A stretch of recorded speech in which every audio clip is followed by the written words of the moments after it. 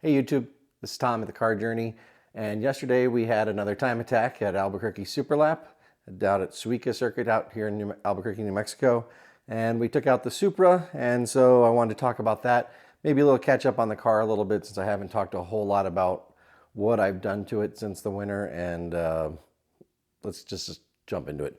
So as you know, if you've been following the channel, this is a 2021 Supra, so it's got the 6-port engine. And this one has a Pure800 hooked up to that.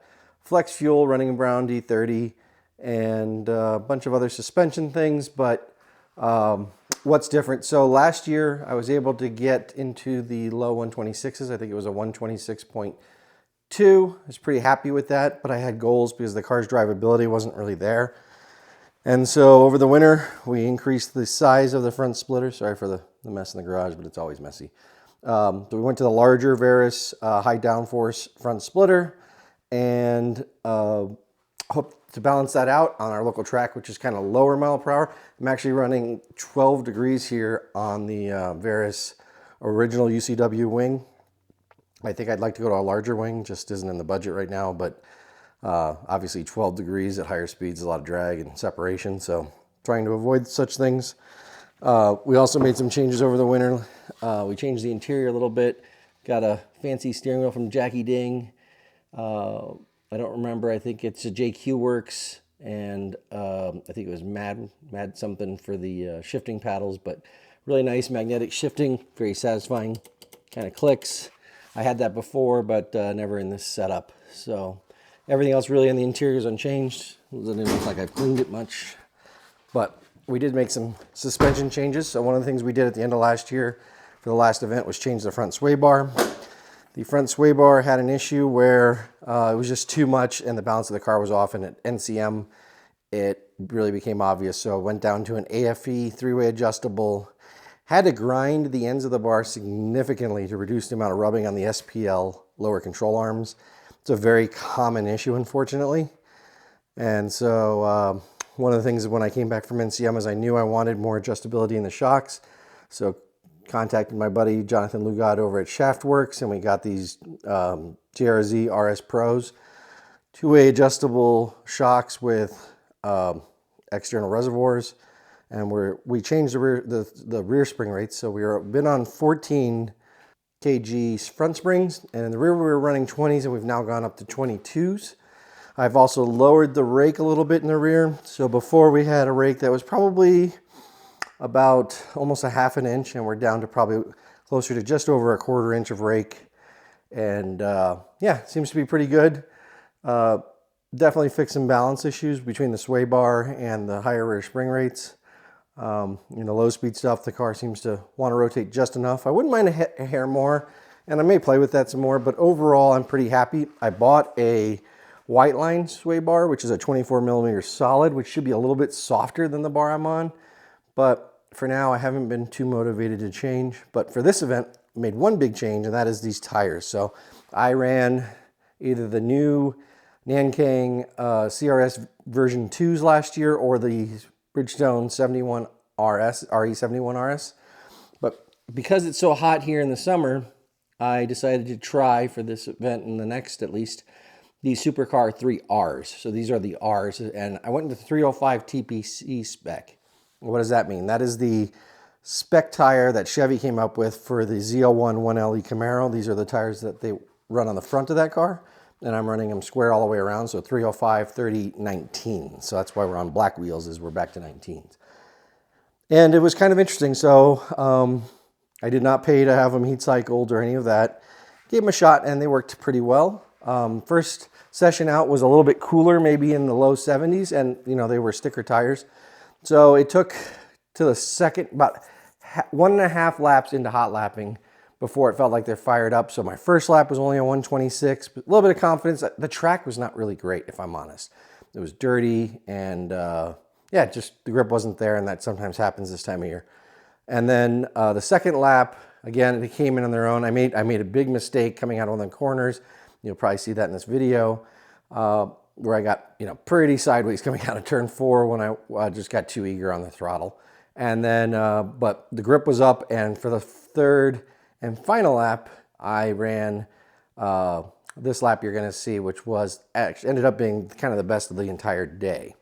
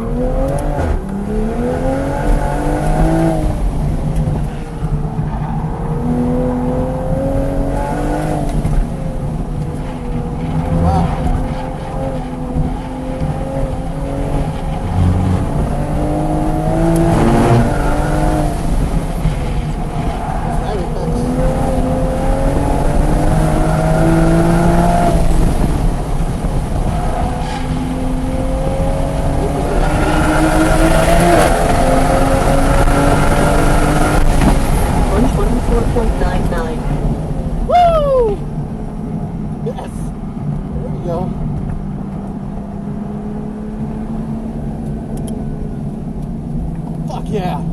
Fuck yeah. There we go, baby. 124s. Now, as you saw on that lap, we're in the 124s. It's interesting. Ran hot lap. I run always 2 timing systems just because, you know, I've had that kind of luck.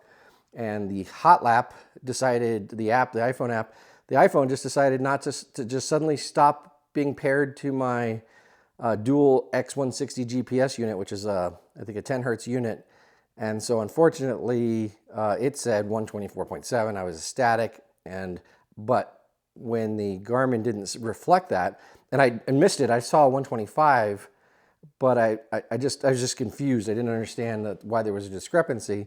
Going back actually this morning, which is the day after the event, I see that 1 hertz problem, but luckily I did manage to run a 124.99. So we are in the 124s. I'm pretty sure we're the first street car to do that 100%. I don't think there's another street car that's done that, but maybe I'm wrong. And if you are that person, please send the video and link it down below. That'd be great. I'd love to see another 124 or better lap out of a car you can drive to work every day. So yeah, pretty cool.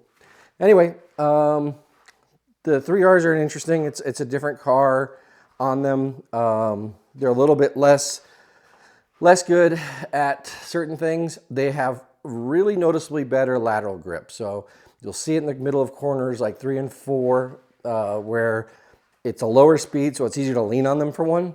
And I'm turning, you know, a good couple mile an hour faster.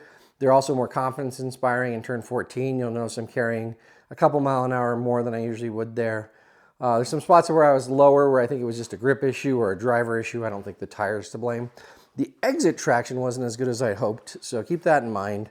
It was good, but I still think 71 RS, especially, you know, their first good, after they've had one good heat cycle, at least probably is good. But again, it's hard to compare because yesterday was hot. Yesterday was also a day where, you know, it rained significantly the day before and the evening before. So I think the track was pretty green. So I don't want to hold it too much against the tire, hold it too much against the track. Just conditions are what they are. But yeah, so pretty happy. In competition lap, which you're going to see next, I had gotten the car a little bit more dialed in, made some minor changes to rear compression. I just took some out, originally was my plan. And when I got to it, I didn't realize I was pretty low in the range. And so I thought maybe with the added grip, I was getting into the bump stops a little sooner. So I actually increased my rear compression. And I got a car that rotated more on throttle, which is, you know, what you'd expect. But I didn't really find extra traction. So I probably will leave the setting because I do like the car overall better, but something to keep in mind. And go ahead and show you that session now. All right, here we go.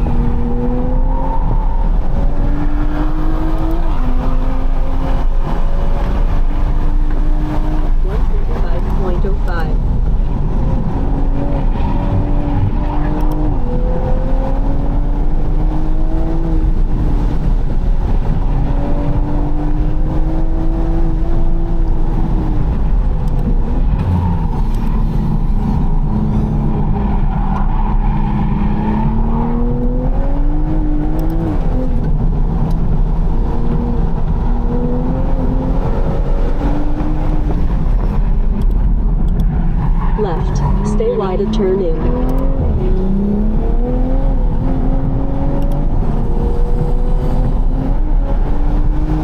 Well coverage.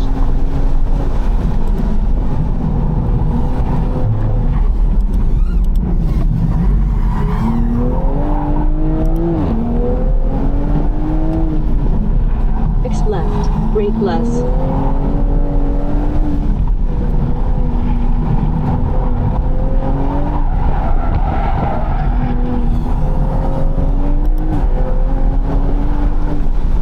Pushing.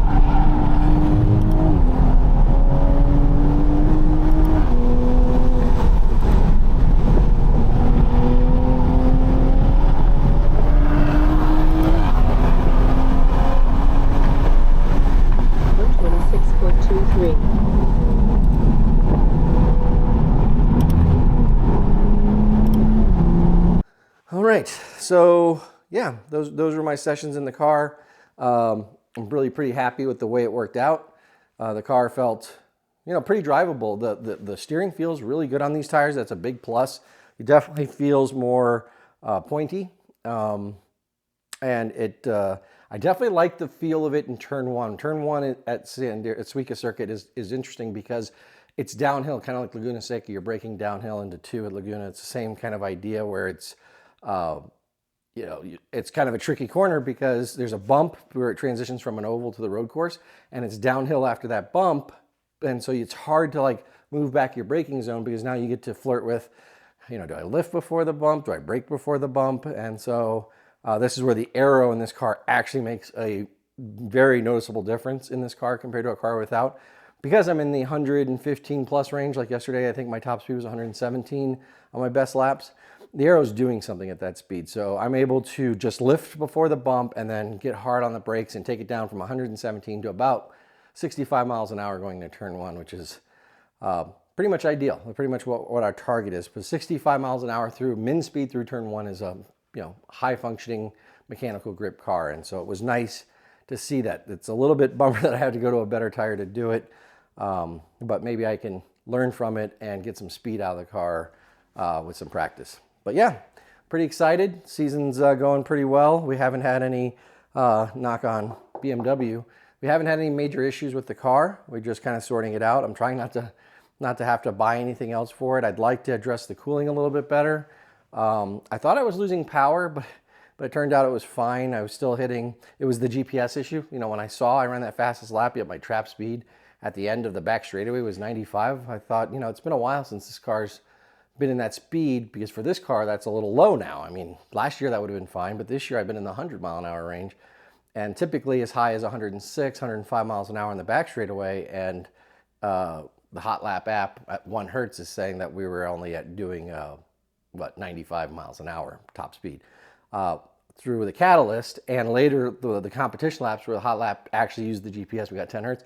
Turns out, yeah, we're at 105 miles an hour, even on the third lap. So even in 90 degree weather, the car's able to make full power for 3 hot laps. That's all I really need. I know some people out there that track. I have lower maps that definitely will have the durability with the current cooling to do more laps in that kind of heat. But I want that power, and I have a higher map. The problem is we get into that kind of mix between, hey, having more power just makes more heat, and the tires and the car are probably at odds with each other because the tires aren't quite there on lap 1, but they're pretty good, especially in the afternoon when it was 91, I think. They were there on lap 1, and the car's power was there. Maybe I could have run the 600 wheel horsepower map, so about 70 more than I've been running all along this season. And yeah, hard to say. Next event's going to be even hotter in July, so I'm not tempted to try that then. I might give it a shot, maybe the October time attack. I'll switch back to 200 treadwear, probably to get a scrub event on some 305 71 RSs to get ready for time trials nationals. And maybe then I'll try the 600 wheel horsepower map, and maybe I can manage it. And yeah, that'd be pretty cool. So that's all I got for now. Like I said, the car is overall a better package. I mean, we're pretty quick. Definitely putting gaps to the rest of the competition. I didn't hear what Serenio's lap was. He was fast. I could tell because he'd been struggling a little bit lately compared to some previous sessions. And so I can see kind of the gap when we go around parts of the track where I can see him coming the other way. Yesterday he was on it because I was not pulling a gap, and so he couldn't have been more than a second or two slower than me per lap, which means he's moving in that heat also. And so yeah, good to see it. All top 3 people yesterday were sub 130 at the track, which is a pretty big deal when it's not a cool like PB weather kind of condition. So very happy to see my competitors do that. One of the other cool things I might show here is Justin, my buddy with the really modded CRX. He had a Air Force buddy who's going to PCS, which if you don't know military terms means he's going to change stations. He's going overseas, and he'd never ridden in a Supra on track, and he's thinking about buying one when he gets back. And so I was glad to give him a ride. So my second session, he rode along. We did a low 125 with him in the car, and he seemed to really enjoy it. At first I was worried that he's quiet. Gave him a kind of a, how are we doing check at turn 5 on lap 2. He was like, good, keep going. So he was pretty happy. I don't think he'd been in anything that fast around the track. And so it was quite an experience for him. And I enjoyed it because I got to do something kind of cool like that. So yep, all good times around yesterday. I also had my buddy John and his family come visit me. And it was nice to see, more friendly faces. I was rooted on by a, small 3-year-old child rooting for me as Tom the cat. And I'll take it. So yeah, it was a good day overall, and hope the next event will be just as well. We're going back to the Type R over there. It'll just be me running it, and it's going to be pretty warm. I think it's going to be like 93, 94 degrees at Farmington. But I hope to have a video between now and then that's going to show how to install the Carceps bar. So we have currently the RV6 rear bar. I'm going to put in the Carceps larger, stiffer bar. I should say thicker bar. And if I have time, I'm going to try and video the whole thing so that I haven't seen an install video for one of those, especially not an FL5. So we'll go ahead and try and knock that out. So that's what's coming. Hope you all are doing well, and we'll see you in the next one.